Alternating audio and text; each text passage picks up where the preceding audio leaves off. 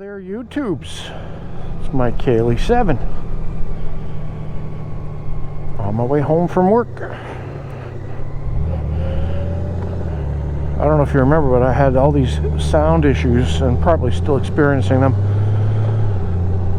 But one of the things I tried to do to mitigate it was to put in one of them fuzzy dead cat things, and I stuck it inside the cheek pad and everything. Wouldn't really help, it was muffling things a bit too much. And the problem was the helmet itself is making noise, and the microphone is picking up the helmet noise, not the wind noise itself. So that being the case, took off the dead cat.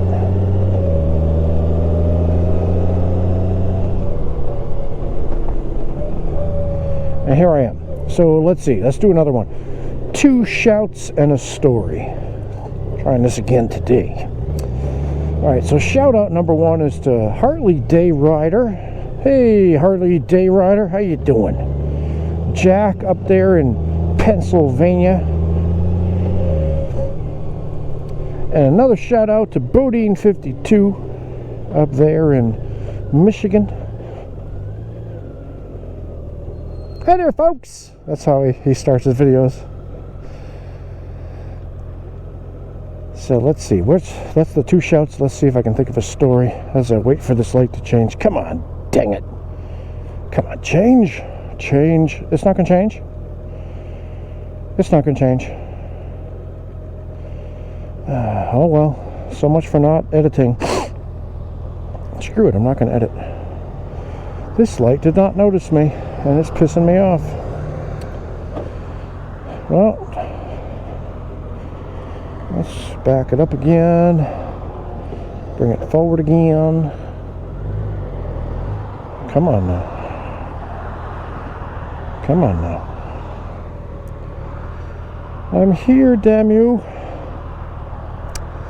Okay, so here's a story from 1998. It was a Christmas party I had with my wife at the time in Massachusetts.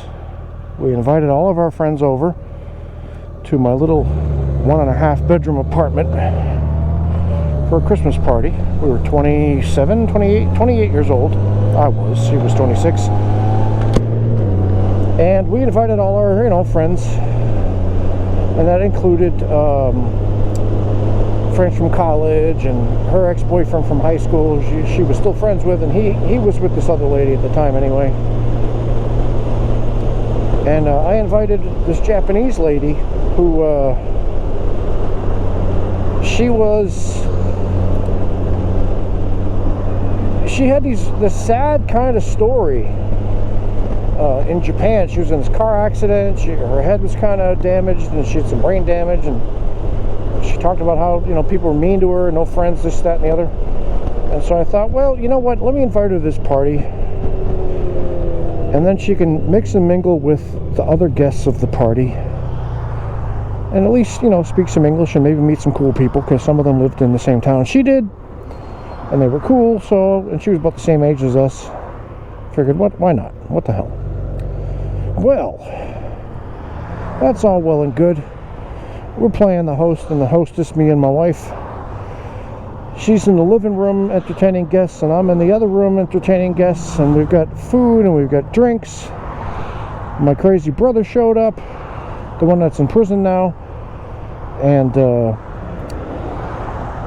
my sister came, and it's just all these great people came by for this Christmas party.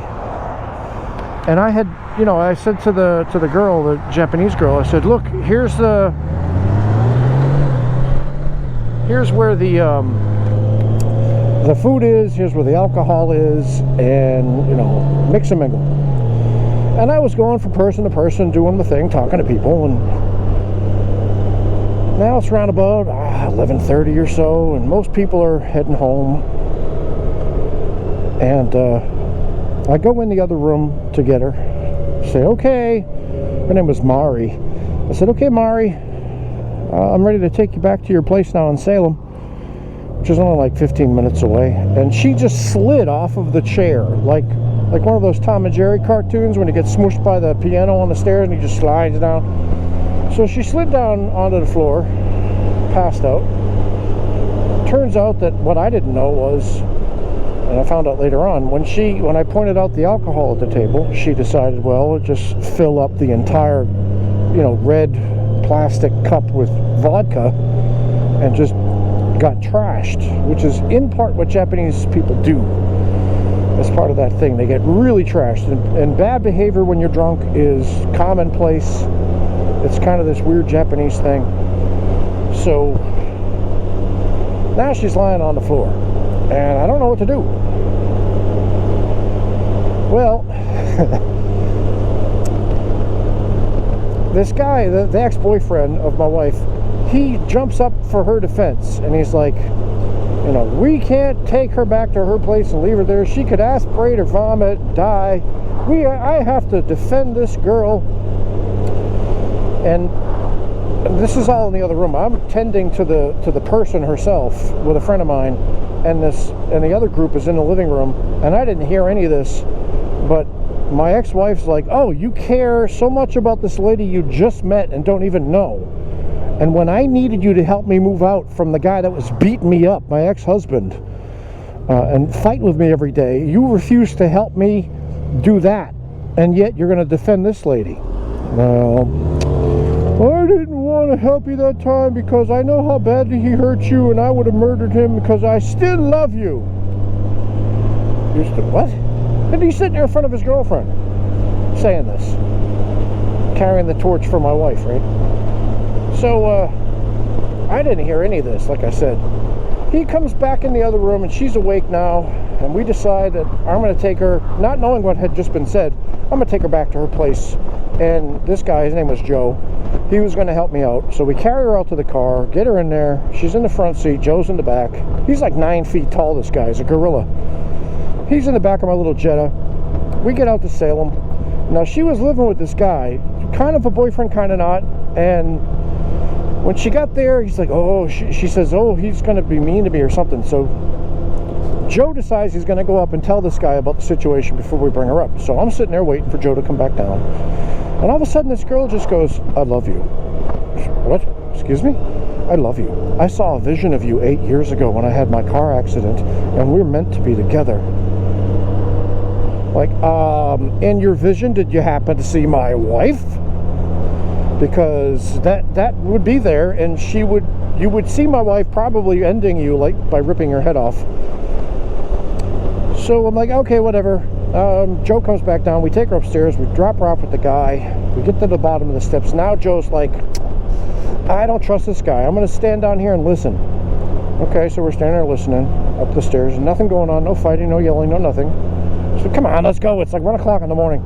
We go out to my car, we get in, we start driving away. He takes his shoes off and jumps out of my moving car as I'm starting to go down the street. He jumps out with no shoes on to run back to this house in like December in Boston, up in the Lynn, Mass, and Salem.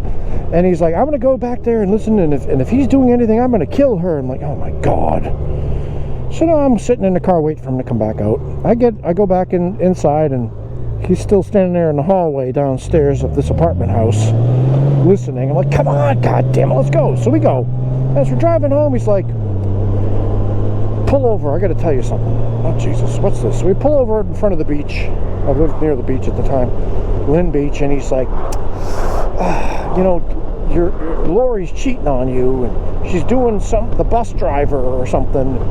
And I'm like, she gets out of work at 4. I know she does. She takes the bus home. She's home by like 5:30.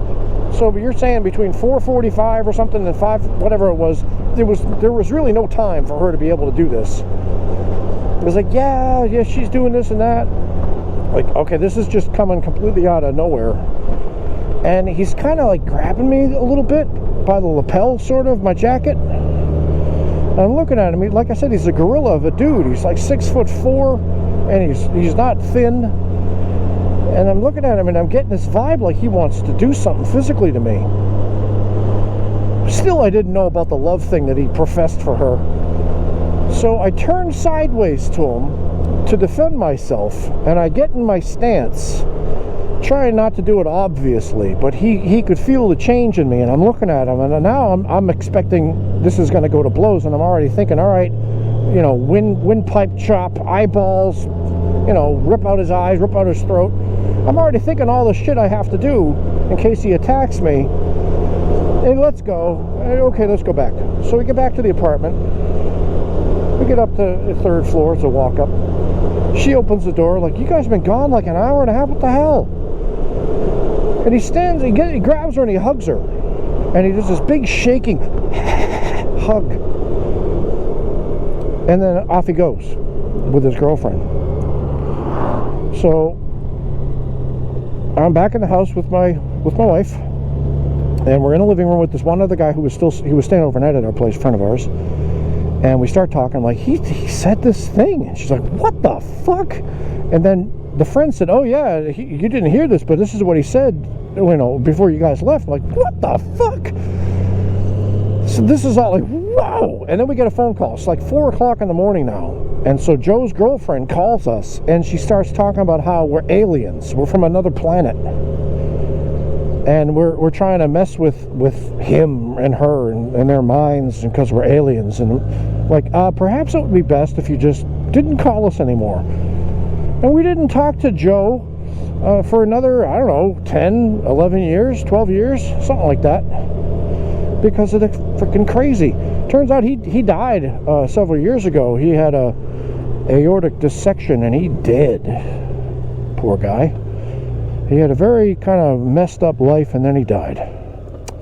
Anyway, that's my story from the 2 Shouts in a Story series. And so, weird, right? I'll talk to you later.